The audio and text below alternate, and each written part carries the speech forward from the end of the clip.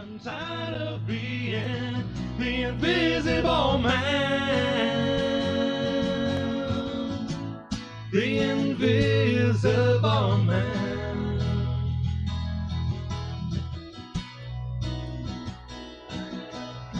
Oh, the invisible man. Well, hello everyone, and welcome to another edition of The Invisible Man. We are actually, this is episode 1 of season 2. We've been away for a few months. I'm hearing we've been battling, the reason we're a few minutes late, we've been battling this little bit of feedback, buzzy noise, and I think it's following us. So we're still there, so if it does sound a little bit, the sound does sound a little bit odd, please forgive us. We'll try and battle through. So today we have on the show Tommy Grasley. You can give a wave, since you're on the screen. And of course, I'm here with my regular hosts, Ryan Jans. Hey, how's everyone doing? And of course, Phil Dupree, aka Colorado Phil. How you doing? Hi, everybody. Hope you're having a good day, and thanks for joining us. And we're all supporting our shut-in beards there, our social distancing beards. So hope you're all having fun while you're not at work. Anyhow, so of course you can follow us on Facebook. If you share the show now, send it out to friends, family, like it. Of course, that always helps us as well. Whether you're watching on YouTube or Facebook, we have multiple. We're also live on Periscope and Vaughn, and we're trying out Mixer and Twitch for the first time. So we'll see how those work as well.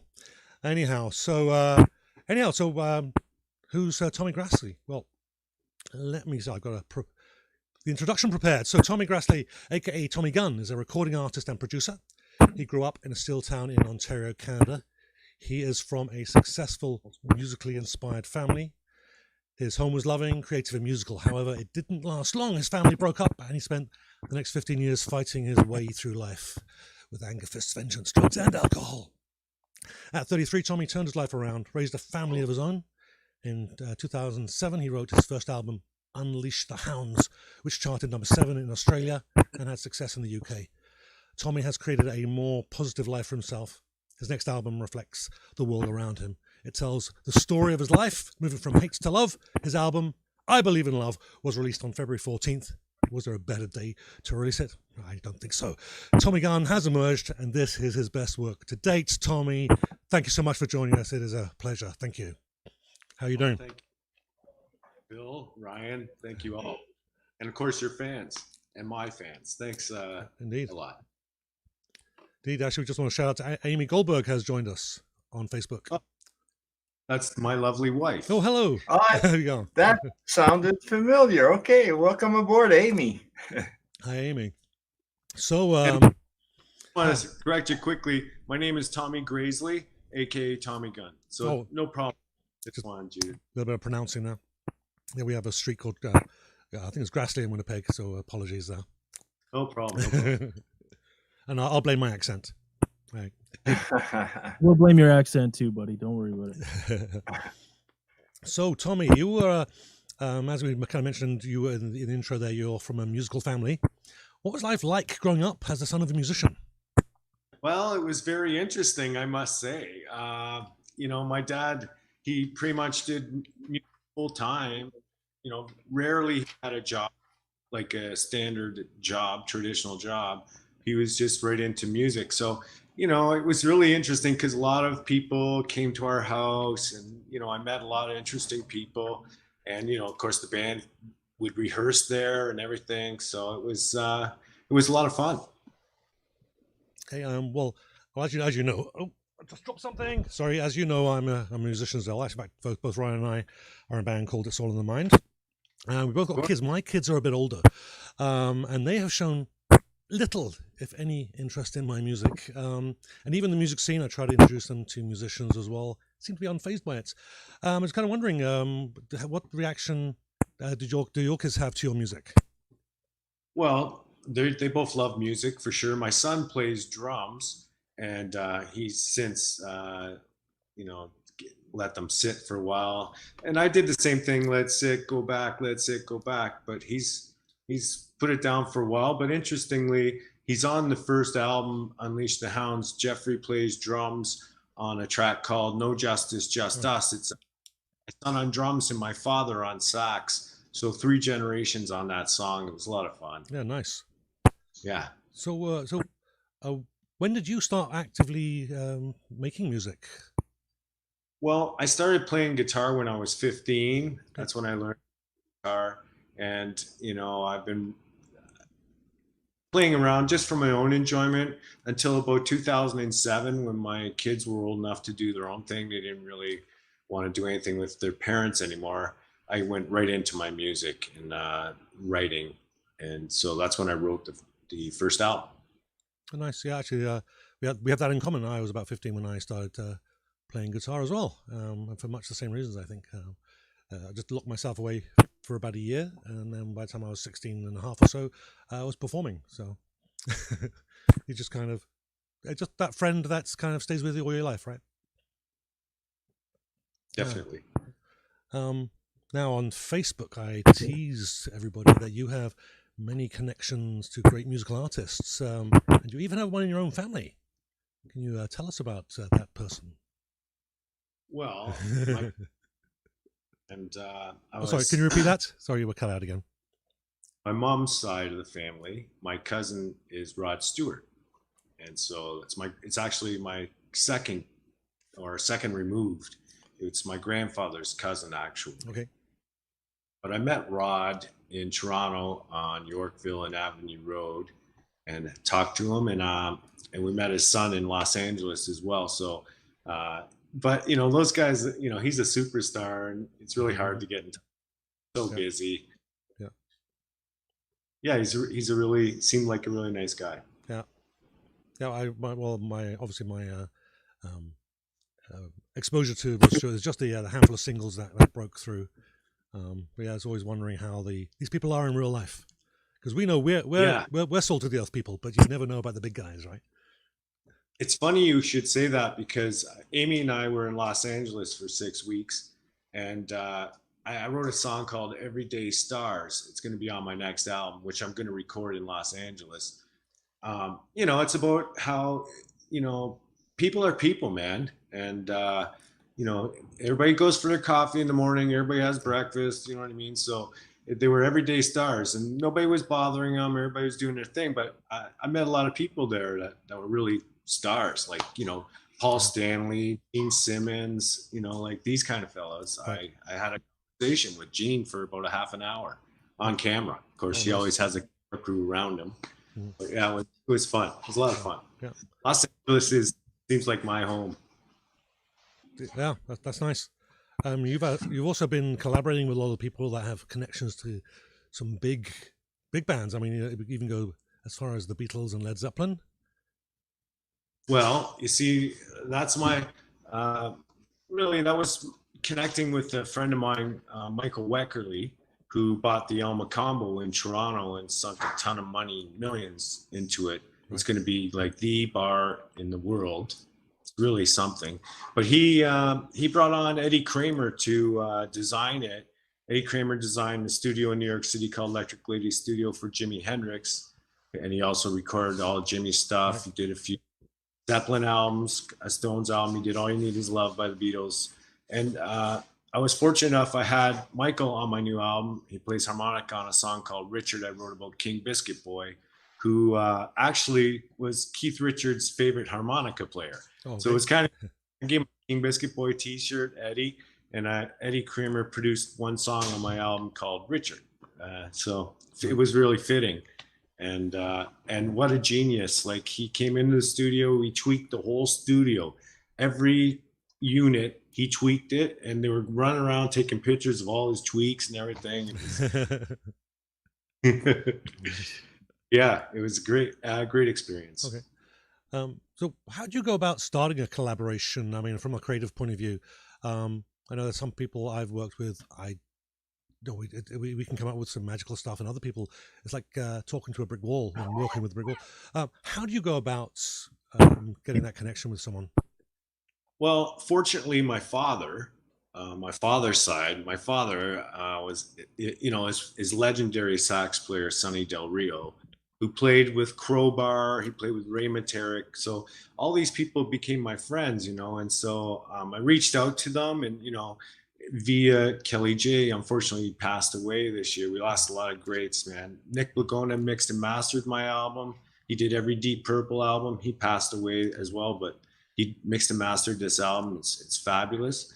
I reached out to people, Greg Godovitz, Canadian icon, Gatto, and one of my favorite said, and he was good friends with Kelly. So I talked to him, and, it's about building relationships. And then one thing led to another, and we wrote a song together, I think that's what it's all about, really, is building relationships. That's so important. Like, not so much networking, because there's a lot of networking where people, they just throw their stuff out there. They just throw it out, but they don't even have a conversation, And I think that that's important, to build relationships and have conversations with people like Phil and I, for example. We've been have had this great relationship on the internet for the past few years.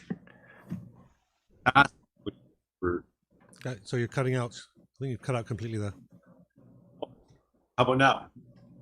Yep, I heard you. I think it's about building relationships, quite frankly. Okay. Yeah, no, I was just looking here in my music, and I have a song here. I think we're going to make it, that I added January of 2018. Go. That's when I started to get to know you. Exactly. And so here we are in 2 years later, whatever, and it's fabulous. You know what I mean? And we wouldn't have met unless, if it wasn't for the music. Well, I think that's probably right for all of us, actually. Ryan and I met on the job. We were IT professionals there working together on a project, and I started talking about Manitoba music, and well, bang, we're playing in the same band. Presented our music probably the same way you did, Tommy. Was presenting our music to Phil. He was reaching out, and I met with Phil, and it was like we actually had him on the show, and we hit it off immediately. We talked for hours the first time, right? And it was so natural too. Yeah, just naturally best friends forever, I think. Aren't you guys all Winnipeg though originally? Originally, well, Ryan, obviously I'm from further afield, but yeah, I've been here for about 30 years. He's from across the pond. Rather, Phil is from Manitoba, but not Winnipeg. Yeah, I was close. Well, I lived 17 years in Winnipeg. There you go. But I was born further south in Saint Jean-Baptiste, Manitoba. Ah oui, Saint-Jean-Baptiste. Très bien. Eh oui. Well, hence his silly accent. Yeah. Hey, yeah. rather. There we go. Your mother was a hamster and your father stank of elderberry. There we go. Oh, what are you talking about? I fart in your general direction. No. There we go. Now we've insulted an entire culture. That's new for us. Actually, it's interesting. I'm going to go back to our collaboration here because a couple things came to mind. Obviously, when Mark and I hit it off, we're like you said, we're literally working, trying to get something working, and it just wasn't going, and we just talked, and then all of a sudden it turned into a jam session, which turned into, what was that, 2013, right, Mark, when we met? Or yes, and then which was, let's do a Beatles show. Let's do a Beatles show. You interested in playing bass for me? Sure, that sounds about right. And then that was our first show. Where I was going with this is, I've seen in some of our show notes here, it shows, Tommy, that one of your big influences was Kiss, and obviously talking to Paul Stanley and Gene Simmons. I mean, what was that? That had to have been something else. Like when I talk to some of the local Winnipeg people who've influenced me personally, I get kind of like, look, this person's played at a small Toronto club that I want to play in, and that's in my musical endeavor. And it's like, and here you are talking to Gene Simmons, who's toured the world and played the biggest venues. What was that like? That must have been quite a trip. It was very cool. Like, inside I was maybe doing that, but I was trying to be cool. I'm an artist as well, and I'm there, what I was there for was shopping my new album, and I wanted him to listen to it. So I gave him a copy. What was cool was while we were talking, Twisted Sister, what's his name? D. Snyder. D. Snyder. Snyder walks through and gives Gene a fist pump, and so I have my fist out. Gave me a fist pump too. So that was kind of Cool. But rock and roll is never gonna die. That's the way I look at it. Yeah, I think it's has a habit of evolving with the times. So it's always going to be here one way or another. Yeah, it's just going to be a different form or a different format. Music. Doing a lot of bands are doing strictly covers. That's all they do. Yep. And they cover and they turn it and make it and create it their own way. So it turns out pretty cool. Yeah. Yeah, actually, we're planning on doing a Beatles show, Ryan and I, teaming up with a band called Load. We've been collaborating with them on another project, Cannabis Castle. So if anyone's interested in that, cannabiscastle.ca. We're going live with the next episode on YouTube in about 2 hours. But 19 plus age limitation there in Manitoba, and wherever cannabis is legal, you can watch it, I guess. Anyhow, so we're planning on working with them on a Beatles show, and one of the conversations we had was, do we want to? Who's going to? Well, first of all, who's going to be John? Who's going to be Paul? It's like, no. Well, whoever does this, whoever can sing the song best can do it. We want to make sure that whoever plays the whatever song we do, it needs to be recognizable, obviously, but we need to put a bit of ourselves into it. Because I don't want to be just a tribute band. I love the music. And we do play some Beatles songs in our regular shows as well, but they're us, right? Us doing the Beatles stuff. And we kind of change it, and that kind of makes it last a bit longer too. I don't know if you ever heard of a band called the Forest Rangers, but they did a lot of stuff for Sons of Anarchy, and they changed like Bohemian Rhapsody and a couple of songs too. They do a lot of, but really change it. Like it's still recognized because you remember the words, but it's so changed and it's so slightly different. It's cool, and that's what I'm going for. I'm going to do one of those songs myself. Okay. And, I'm sorry. Can you repeat that? Nope, you've gone completely quiet now again. Okay. Yeah. Could you say something again? Looks like we may have lost audio. Well, I was just saying that I plan on doing a cover song in my next album, but my own feel, my own sound, it really be different, but you'll recognize it because of the lyrics. Oh, okay. Very nice. So any clues on that, or we just have to wait and see? Yeah, you'll have to wait and see. Okay. Well, we're now sitting on tenterhooks now. Okay. So you actually have a new album coming out, or actually it was out on February 14th. Nice date. Correct. So you planned that, I can tell. It's called I Believe in Love. So I was actually, as I was reading, and that it's actually a concept album. Can you tell us about the concept?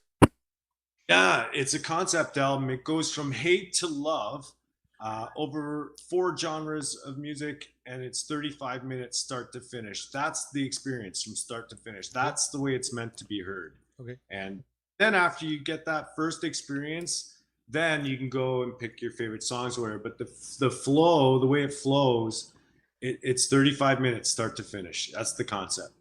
Okay, so what was the inspiration for that? So I can probably guess, but what inspired that progression of from love to hate? Quite frankly, my wife inspired it. I love her so much, and and I think the world needs more love. I think we have way too much hate going on. I think we need way more love. So, if I can inject any way, that's what I'm going to do. Yeah. Well, I tend to I can't write music when I'm feeling negative in any way, really. Pretty much most of my songs are, if they're not positive at the moment, they're positive with the future outlook. So I'm right alongside you on that one. So Ryan, are you there? Yes, I am here. There you go. So do you have any thoughts on that? The love versus hate versus love there. Well, not love, sorry, hate to love. Because we've done a lot of this. We've done a lot of that kind of that kind of music, haven't we? Yeah. I'm trying to make some direct sort of connections and correlations. But we're certainly no stranger to having multiple genres, or at least a mix of genres in ours. Our album, It's All in the Mind, self-titled album, has lots of. It's predominantly jazz and sort of poppy rock, but there's all kinds of influences that you can pick out here. The love to hate thing. Oh my goodness. Or hate to love. Sorry, the other way around. Not love to hate. We love to hate, hate to love. There you go. Yeah. What I don't know what I'm saying. Oscar, I put you on the spot, so No, it's you're all good. forgiven. It's all good. But yeah, if I can something intelligent to say, I'll spit it out. Well, I was thinking one of the songs on that album there was Flesh and Blood, which was the whole idea of having a relationship that is based purely in the cloud, right? On the phones, it's all texting, no one's face to face, and then the desire to actually have human contact, right? That's what that song is about. So we got a lot of that stuff, and of course the Doctor Who song, because I like Doctor Who. Yeah, for sure. I'm gonna pick one on Tommy here because he is our guest. Again, we have my show notes are saying, you know, we have a list of some of your favorites and some of the people that you've collaborated with. Among your influences, I see a lot of sort of commonalities, things that sort of make sense, right? I mean, you're seeing Led Zeppelin and Kiss and BTO, Crowbar, Max Webster, and then all of a sudden April Wine shows up, which is great because I like April Wine too. And then it was showing some of the other collaborations was Dale Harrison from the Headstones, another great Canadian band that I just absolutely remember listening to growing up. Probably didn't appreciate it when I was 14, but when I come back into my late 20s and now into my mid to late 30s, absolutely have a total appreciation for that music. Right now, I'm going to put you on the spot. Favorite song by April Wine, favorite song by the Headstones. What do you like? Well, April Wine, Say Hello. Oh, that's a good one. Good track. Tones, I would have to say, you know, they have so many, but, you know, one of my favorites definitely is Smile and Wave. But the reason April Wine was the first real concert. Like I went to a concert with my father when I was 11. I saw Foot in Cold Water and Lighthouse, and my father's band Tara Nye warmed up for both those bands. And when I was 16, I went to see April Wine Loverboy, 1981 at C&E Grandstand. And when I found out my dad was in a band called Crowbar, and the bass player, Rolly Greenway, his brother, Brian, plays in April Wine. So there's your connection right there. I loved April Wine. April Wine was a great band. And yeah, they were my first concert. Well, and solid band too. Like they're just great songwriters.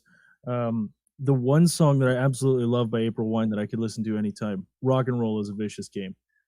Like just a beautiful, it fits like such that sort of 1970s ballad kind of feel to it, with the arena rock kind of chorus and vocalizations. But it tells this wonderful story. So it's this very unique blend of this sort of popular arena rock ballad with that little folk storytelling aspect of it. That's where I've really appreciated them. And of course, you can't talk about storytelling in music and not mention the headphones or the Headstones. Headphones, yeah. Good job, Ryan. You think of songs like Tweeter and the Monkey Man, or like When the Walls Came Down. I can't remember what it's called, or Tiny Terry, Couldn't Make It into Mexico. Like it just great tunes, right? And fun to listen to as well. Not just it's not just, you know, they're just enjoyable. And so I guess the question I would say to you would ask is, having those influences, how would those influence your musical stylings? Do you try and tell stories when you're writing music? Do you try and pick a theme? Do you do you sort of take a twist on arena rock and throw a folk undertones to it? What would that influence you? Is that something that's influenced you in your music writing? Well, you know, I really I liked Dale as a drummer. He's a fabulous drummer. He's a great human being. Turned into be a really good friend of mine. And he plays on 6 songs on the album. The Headstones are a fast driving rock and roll band, and that's what I like about them. Much like, AC/DC or somebody like that. They're just like fast paced energy. And I really dug them. But Dale's playing in tons of, he's doing classic albums live and playing all over Canada and North America, actually. And he's really busy and a great drummer. As far as influencing me, my influences are more the 70s rock and roll, your traditional. They're my influences. And I write songs about my personal experiences and my journey. That's what I write songs about. And so that's what really inspires me is real life. And the sound, my sound is new classic rock, I like to call it, but it's really classic rock, but it's new. It's not 40 years old. It's new. It's now. And that's what isn't being fed. Those people aren't being fed any music in that genre, and I'm here to deliver it. It's new, and it's new classic rock. That's it. That's a good way to describe it. I think that's from the.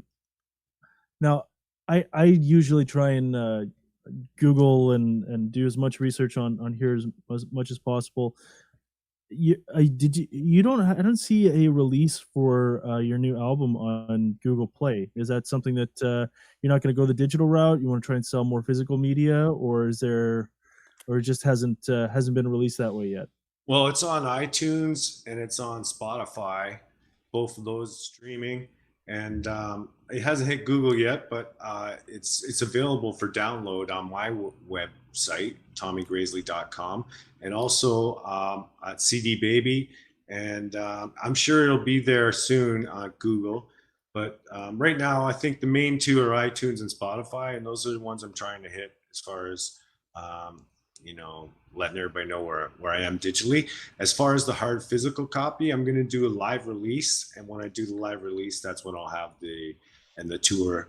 I'm going to tour across Canada, and that's when I'll have hard copies for sale for sure. Do you have an ETA on the live tour? Obviously, we're the world's on lockdown at the moment. So summer to fall. Okay, that's the hope. Okay, actually for the El Macambo to open, and I'm going to do a live show there.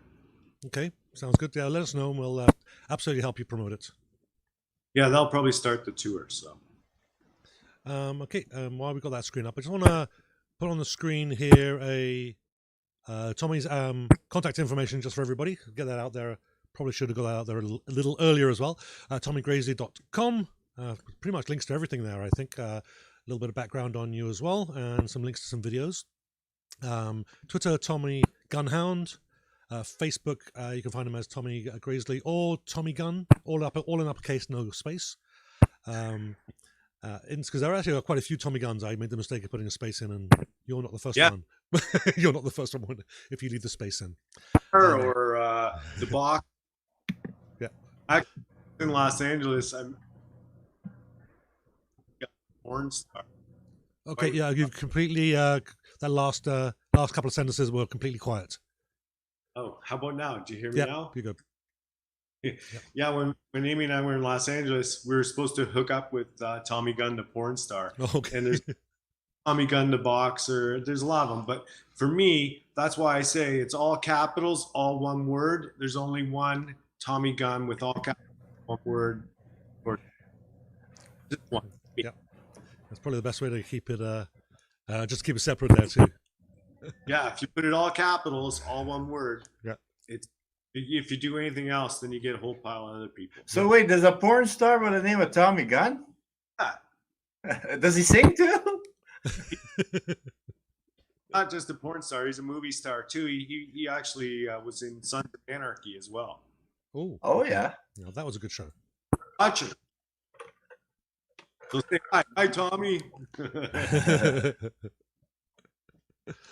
That's funny. There we go.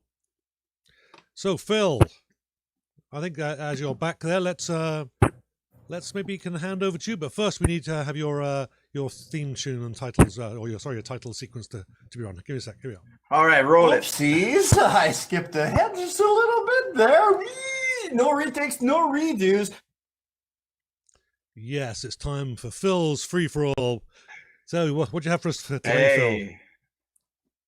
I don't know. Usually I have a lot of odd stuff and whatnot, but I don't know. Today it feels different nowadays, doesn't it? Yeah. We've lost so much. You know, sometimes I sit down and I try to mentally do a list of everything we've lost.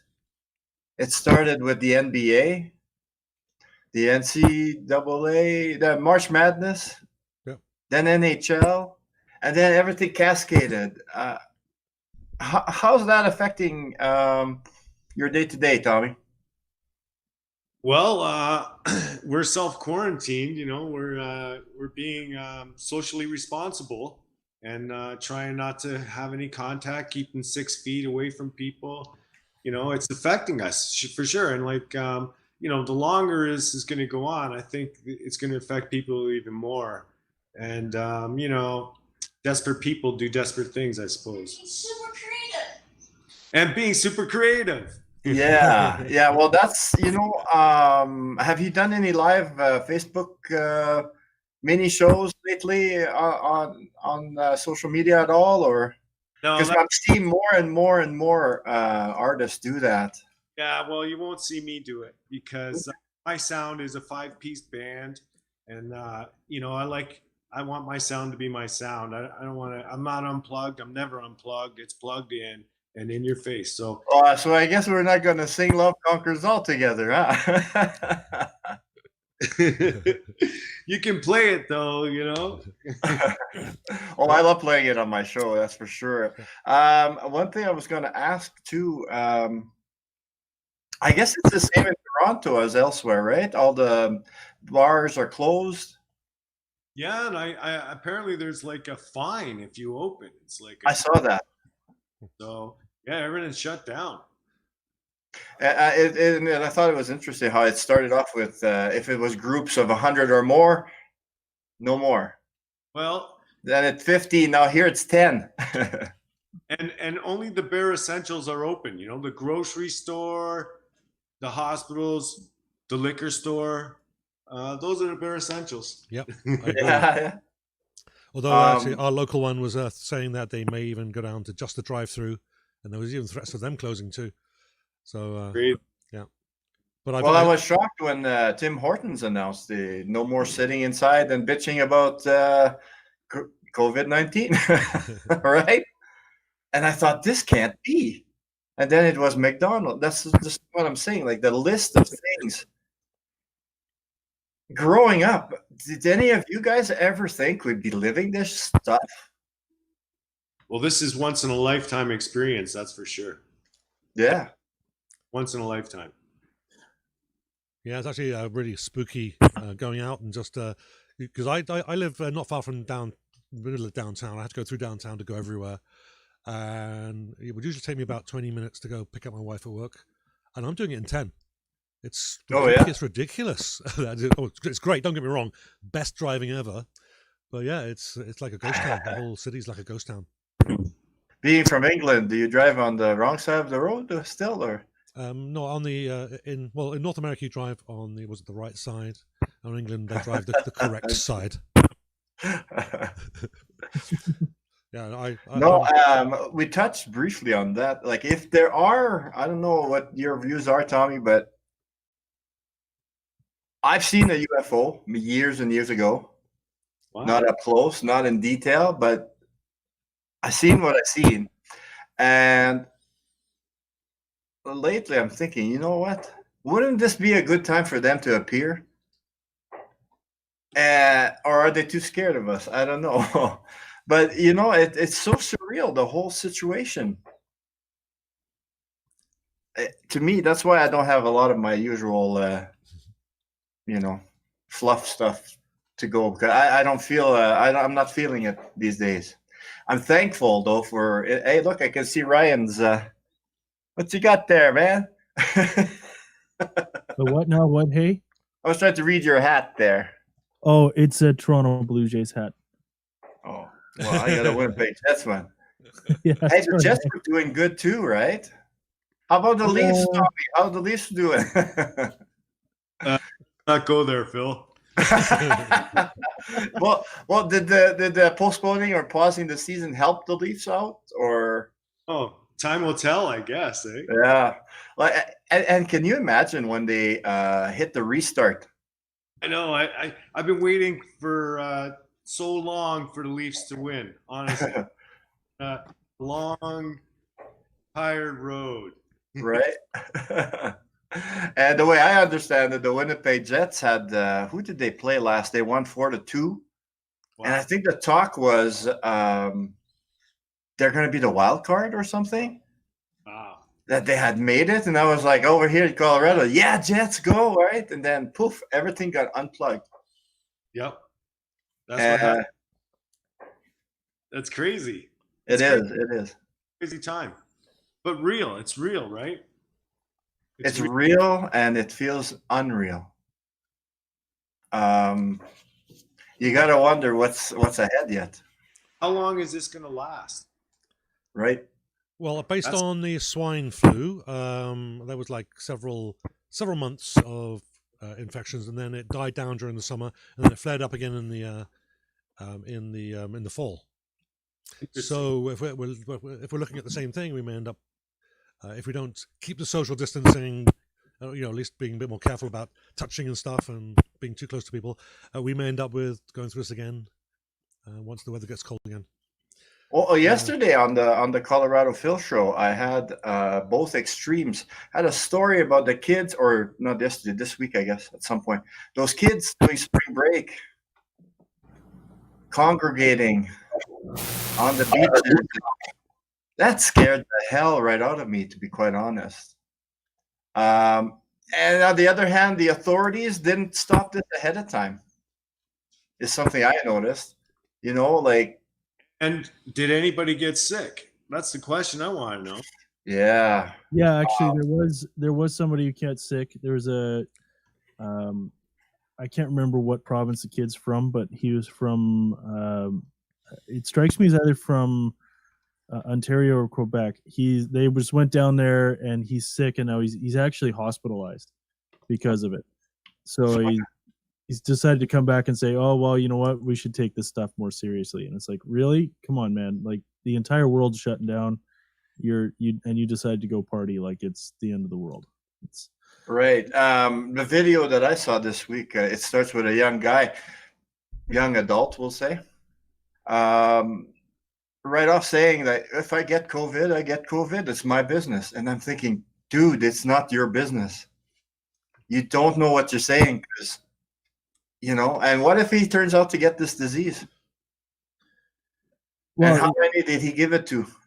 Yeah, it's not so much the worry about him getting it. If you're 19, 20, in your mid-20s and you're relatively healthy, you're probably just going to get away with like a bad flu or bad flu type symptoms.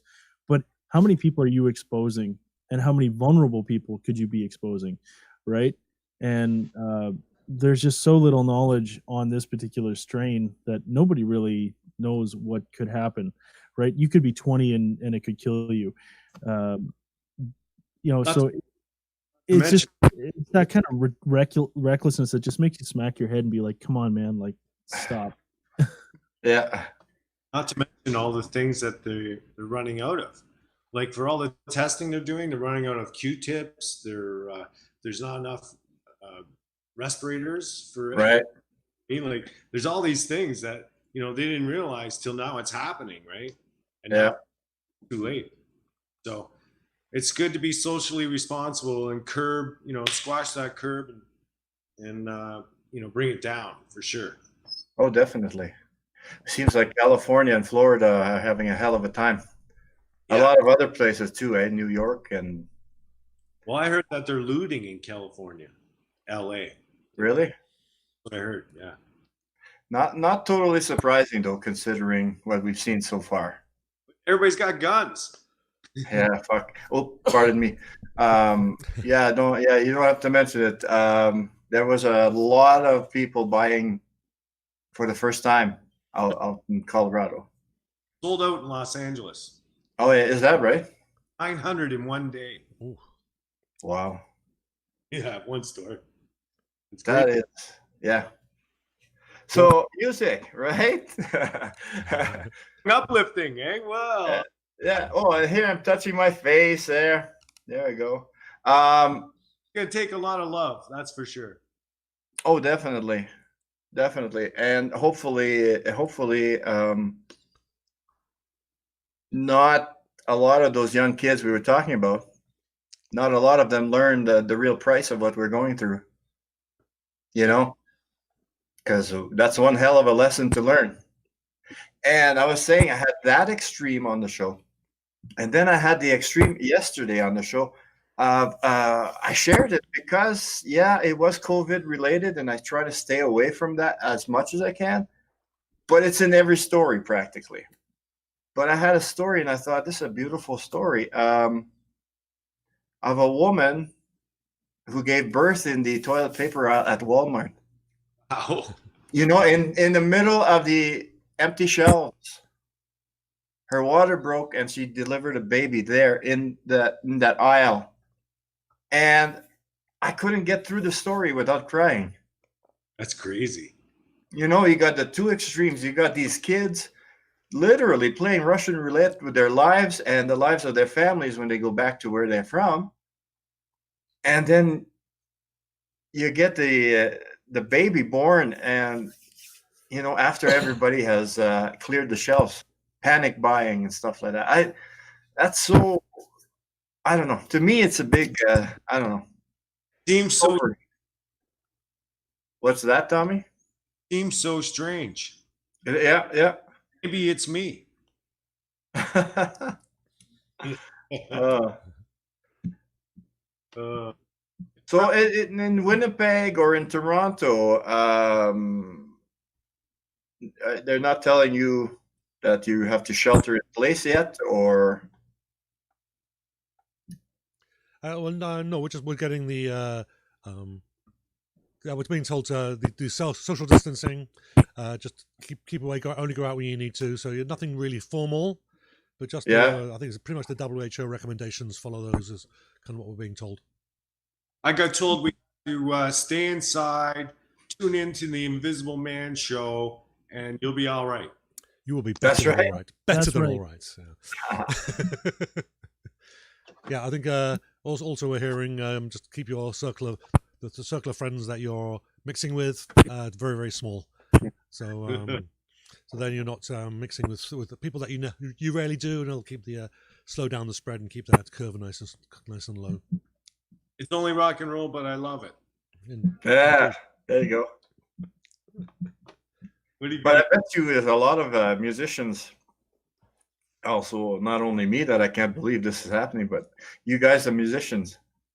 Did you ever think it would come down to what's Ryan doing over there? I'm not on the screen, so I'm cleaning off some of my camera lens. Oh, there you go. All right. But now I forgot what I was going to say. I'm sorry. Somebody else pick it up. A little distracted. Hey. I was distracted by my devilishly rugged good looks and the fact that I'm mostly clean shaven at the moment. I usually sport a pretty good beard, but Oh, in fact, Mark, you have a little yep. a little piece there to sort of indicate. Yeah, faces of Ryan Jan.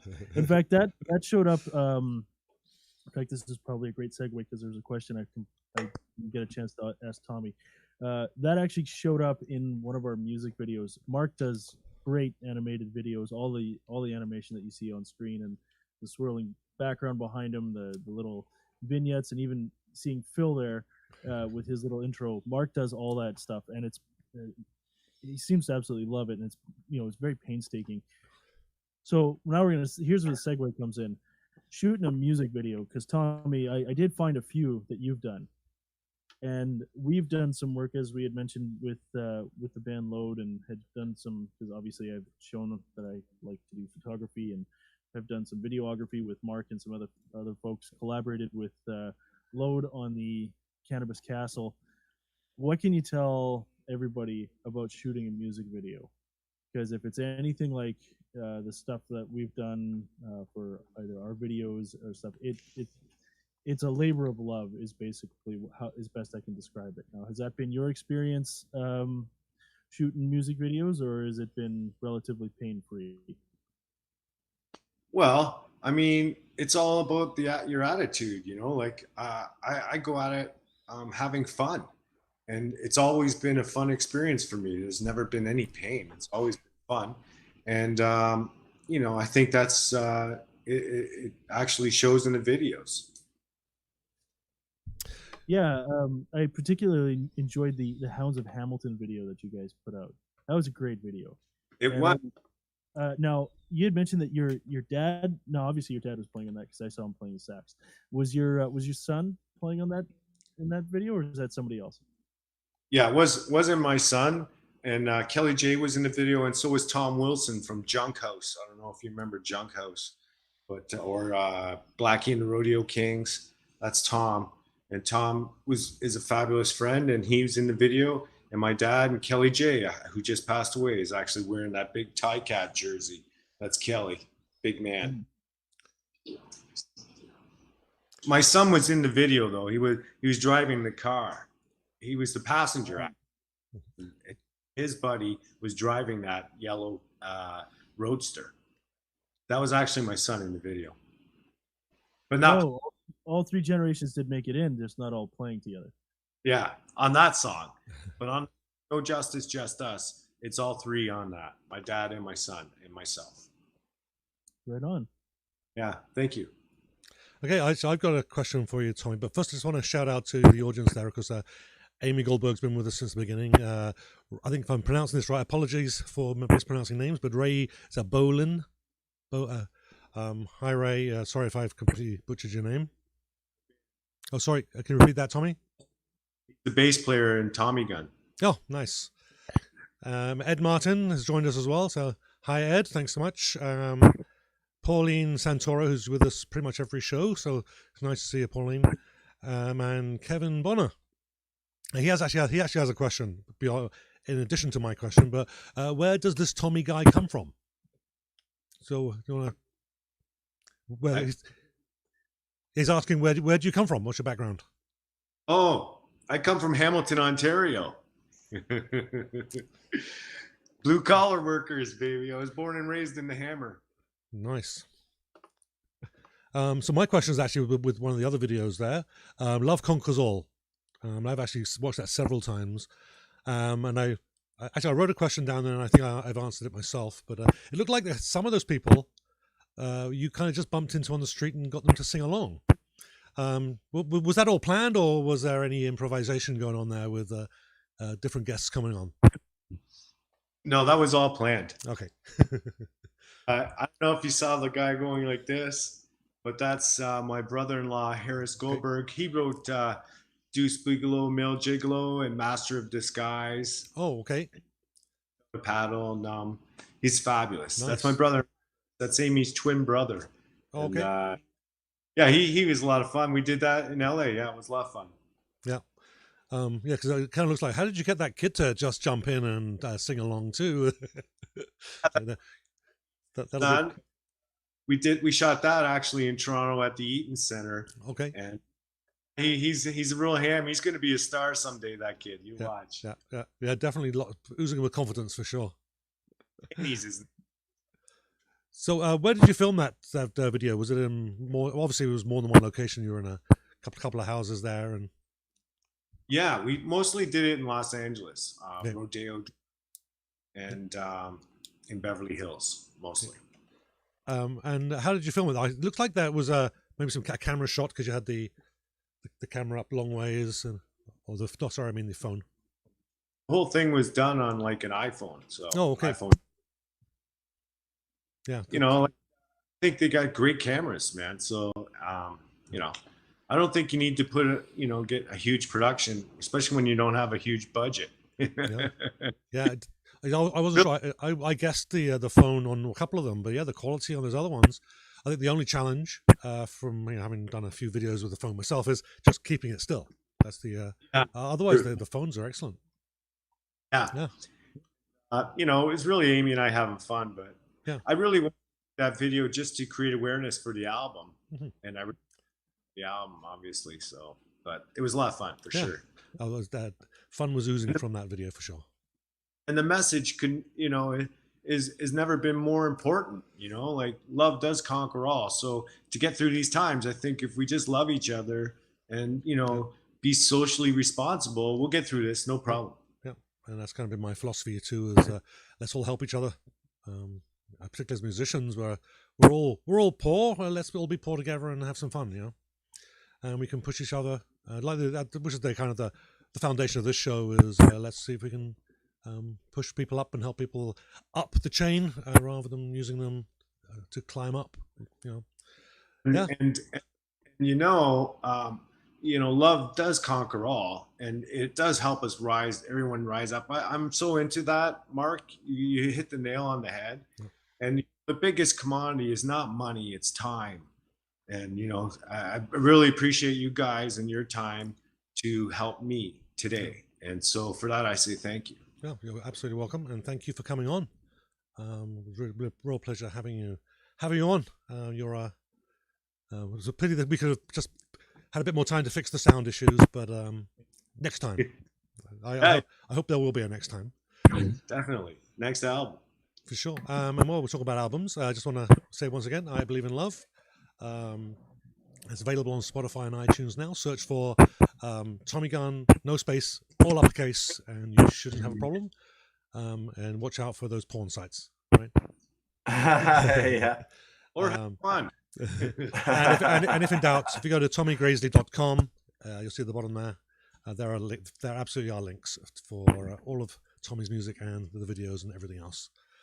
Amy says, get the album, ! There's like 4 or 5 exclamation marks. So really important that you get the album. Yeah. Amy's amazing. Yeah.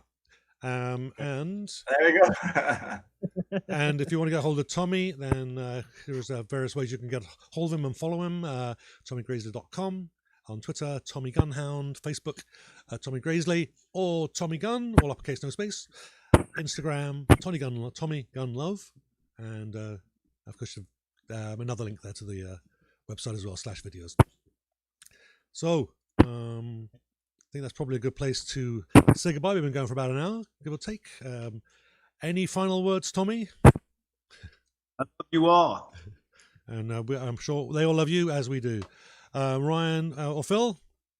Hey, you want to say any words you want to say before we say goodbye?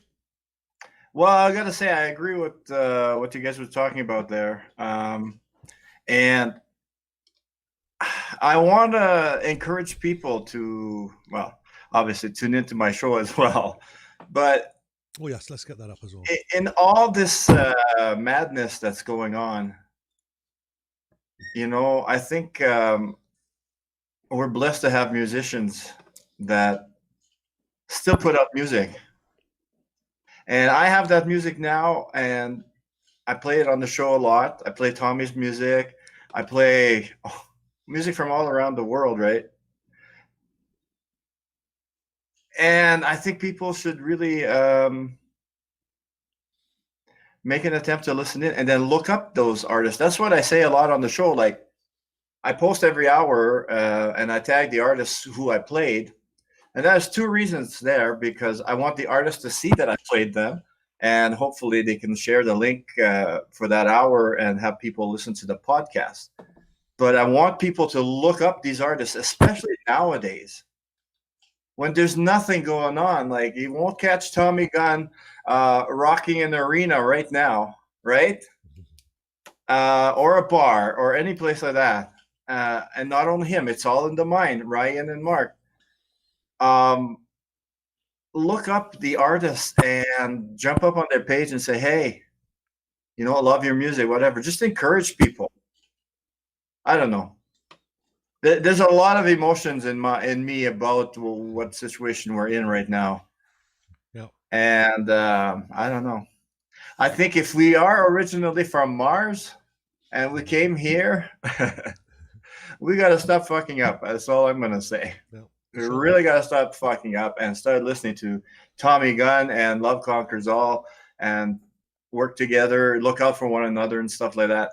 I think that's really important. Yeah, for sure. And of course, you can find out more about The Invisible Man at theinvisibleman.ca. And you can also reach Ryan and I. It's allinthemindband.com as well, which I didn't put on the screen there for some reason. And there's other areas you can get us. But yeah, if you go hit those two websites, there are links to everything for The Invisible Man and It's All in the Mind as well. Okay, so Ryan, you're still Yes, there? yes. You're still there. Anything you want to say, or How do I follow up after Phil? There? That's a tough act to follow. poorly? No, it's just Tommy's been great. You know, I obviously love doing what we're doing with Phil and Mark. Otherwise, we wouldn't have gotten this far in it. But it was nice to talk some classic rock and talk about some of our influences. And it was just a great time to have you. We're glad you were on the show today, Guy. And for all the people out there, stay safe. Keep up your hand washing, your social distancing, and tune on into your local people doing stuff online and your local news, and we'll get through it all. So For sure. Thanks, Sam, Ryan. Thanks again, Tommy, one last time. It's been a pleasure. Yes, thank you, Tommy Gunn. What song is that? Now I'd have to play it, all the songs to find it. And I had a computer problem, so I lost a lot of your music before the new stuff. There was a song I used to love to play on the show, and you could hear the live crowd, and you'd hear a man say something, and then it just ends with Mr. Tommy Gunn. Yeah, that's the beginning of Unleash the Hounds. It's actually a friend of mine. He came from China, and I taught him how to speak English at work. Oh. He says, "Ladies, Tommy Gunn." Yeah, that's. And was there another one with it's a child saying something as well? No. No. The end of the album, he says, "That was very enjoyable, Tommy." Yeah, I love your music. No denying it. Thank you so much. Okay. Well, thanks again, Tommy. If you just want to hang around, we can chat after the show. And goodbye to everyone else. Thank you so much for joining. It's been fantastic. Thank you. Thanks, everybody. See you next Catch time. us next time. Share the video when you watch it. Share. Do it. Do it now. Goodbye. Oh,